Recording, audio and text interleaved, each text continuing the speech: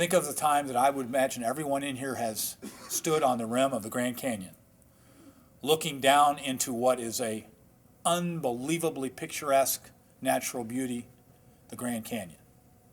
At the bottom of the Grand Canyon is the Colorado River, a river that never makes it to an ocean.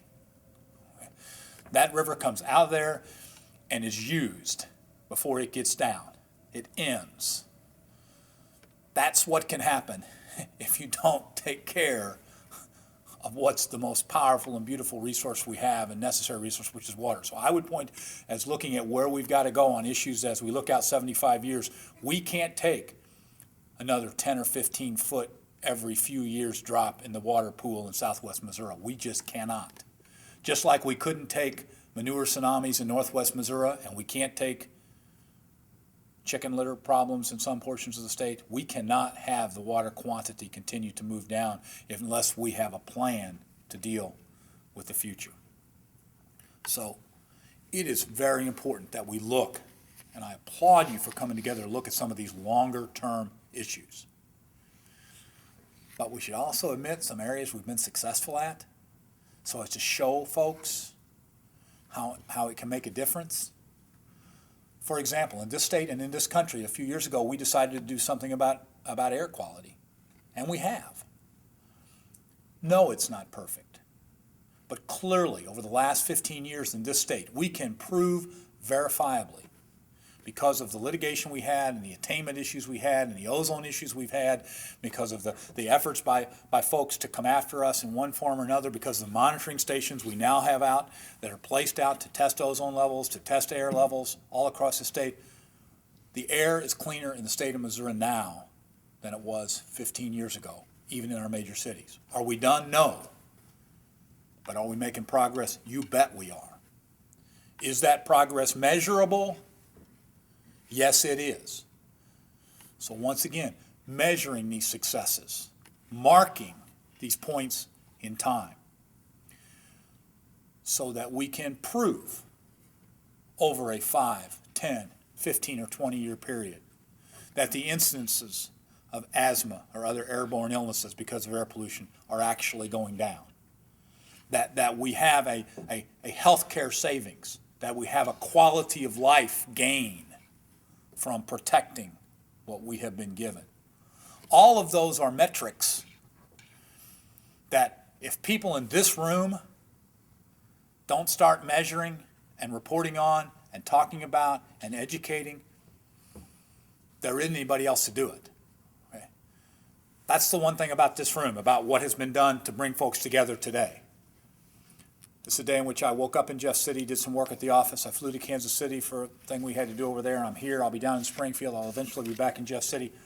There is no other room anywhere in this state, nor will there be this year or any other year, that can do more about the challenges facing us on our air, our water, our parks, and our land than the people in this room right now, you and me. This is our shared responsibility. We have a shared responsibility to find shared principles that allow us to sensitize and educate a whole new generation of people about the connection between clean air and clean water and clean life, between the quantity and quality of water and our economy, and between the simple love and great feeling that comes from standing quietly in a forest or on a stream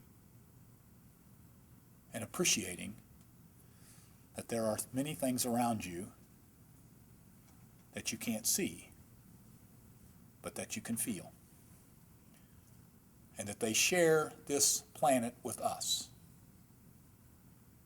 And they've been here much longer and much less obtrusively than we have.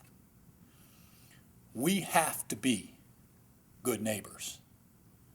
We have to work hard at being good neighbors, because we really like to spend and use resources, and we're all going to keep doing that. 75 years from now, they won't even remember what a BlackBerry is, or a laptop, or some of this stuff, they will have invented a lot more things that use a lot more power. You know, we're going to have to get serious about alternative energy. So my last and third point is that part of this movement must be not only protecting the forests, not only protecting the water, but being deeply involved in energy independence for this state and this country.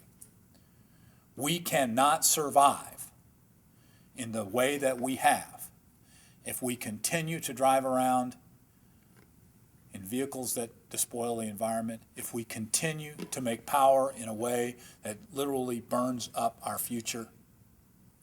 And we have to have a lifestyle that rewards conservation as much as expenditure. That is why I'm so proud this year the legislature did something that has not gotten a lot of attention, that we worked hard with them to do in a bipartisan way. That looking back and looking forward is a very important thing. For the first time in the history of the state, this year we added, by legislature, I haven't signed it yet, but there's something telling me I might here, but we got the legislature to put conservation as part of the rate base for utilities. Now that may sound really, really simple, and it may sound like talking about it. Look back here at Mr. Templeton, who was moved to Missouri to help us become more energy independent as the head of the Department of Natural Resources, has moved back here to join in a strong tradition. But that saying that conservation can be part of a rate base, go with me for a second. 50 megawatts of power made by coal fire are 50 megawatts of power derived by conservation. This bill says to a company providing that power that they are allowed to get the same return off of either one of those choices. That, my friends, is a very big turn for our state. A very big turn for our state.